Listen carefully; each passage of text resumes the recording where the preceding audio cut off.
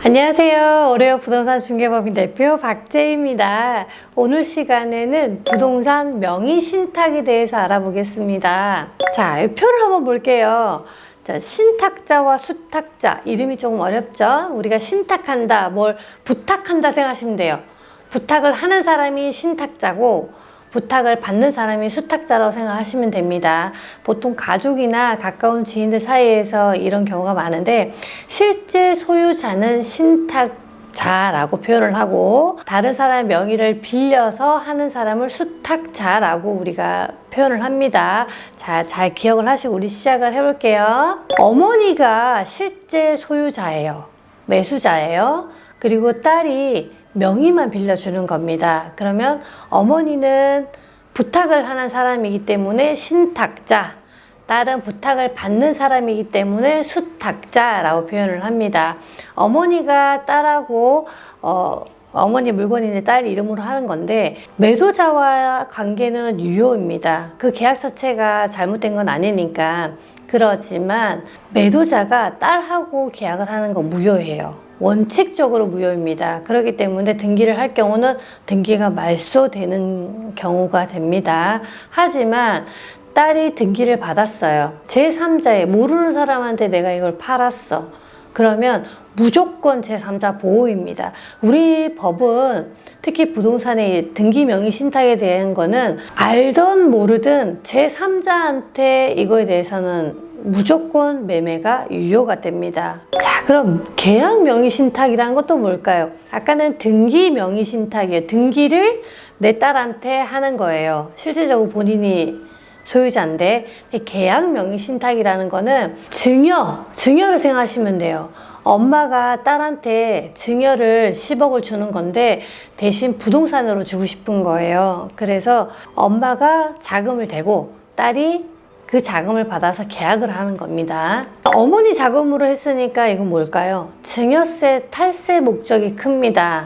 이 부분이 굉장히 요즘에는 강남에서 핫 이슈가 되고 있고 세무서에서 국세청에서 이렇게 보고 있는 게 이 부분입니다. 그래서 많은 분들이 이제 지금 좀 머리 아프시죠? 자, 어머니 돈으로 딸 명의를 했는데 매도자가 똑같아요. 아까 등기 명의 신탁이랑 똑같습니다.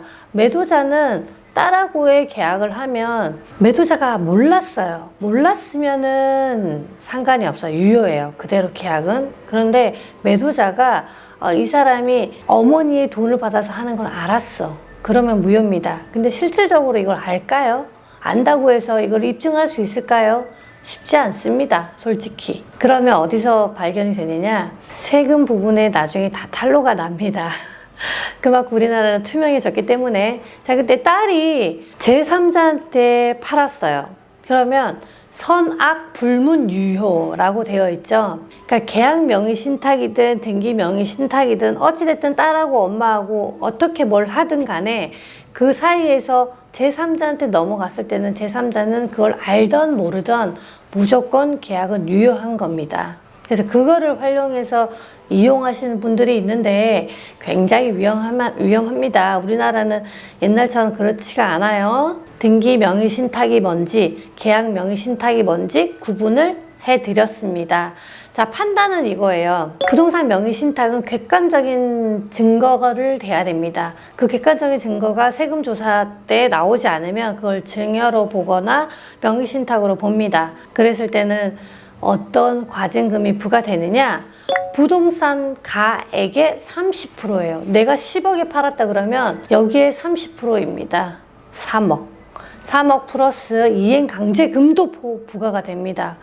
그것뿐만 아니라 명의를 대신 빌려준 사람도 5년 이하 징역 또는 2억 이하의 벌금. 신탁자일 경우, 그러니까 명의를 해달라고 엄마가 딸한테 얘기를 했잖아요.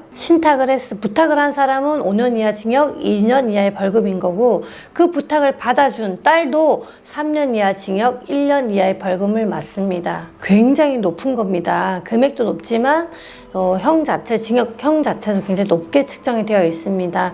나라이색을 왜 이럴까요? 하지 말라는 거예요. 증여를 할 거면 증여세를 내시고 정정당당하게 하시라는 거예요. 그게 아까워서 하기보다는 그걸 나중에 세무사에서 확인이 됐을 때는 힘든 상황이 나옵니다. 자, 근데 명의신탁이 면제가 되는 경우가 있어요. 바로 종중이 보유한 부동산에 대한 물건을 종중 외의 자한테 등기를 넘길 경우, 그리고 배우자 명의로 부동산에 관한 물건을 등기를 하거나 종교단체 명의로 부동산에 관한 물건을 등기를 할 때는 명의신탁이 면제가 됩니다.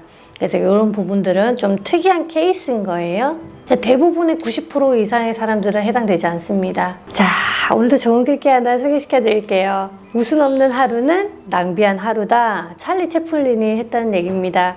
여러분 하루에 얼마나 많이 웃고 계십니까? 오죽하면 웃음 치료라고 있잖아요. 웃기지 않은 일이 생겨도 항상 이렇게 입꼬리가 올라가는 얼굴이 있다면 행복이 아마 찾아올 겁니다. 많이 웃으세요. 또 뵙겠습니다.